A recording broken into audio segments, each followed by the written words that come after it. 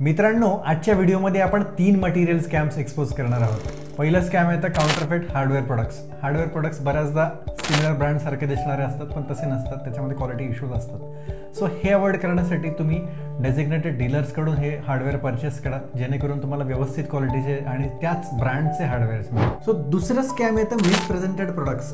बऱ्याचदा तुम्ही Chinese videos बघितले असतील की ज्याच्यामध्ये वेगवेगळे फर्निचर ओपन करतायत, मल्टीफंक्शन फर्निचर आहेत किंवा बाथरूम्समध्ये फोम शीट लावतायत. हे मटेरियल रिअल लाईफ सिनारिओमध्ये फिट नाही बसत. ओव्हरऑल याची क्वालिटी खूप चीप असते आणि हे मटेरियल्स तुम्ही यूज केले तर ऑफकोर्स तुम्ही तुमचे पैसे वाया घालवणार आहात. तिसरा आणि सगळ्यात मोठा स्कॅम म्हणजे इन्फ्लेटेड मटेरियल कॉस्ट.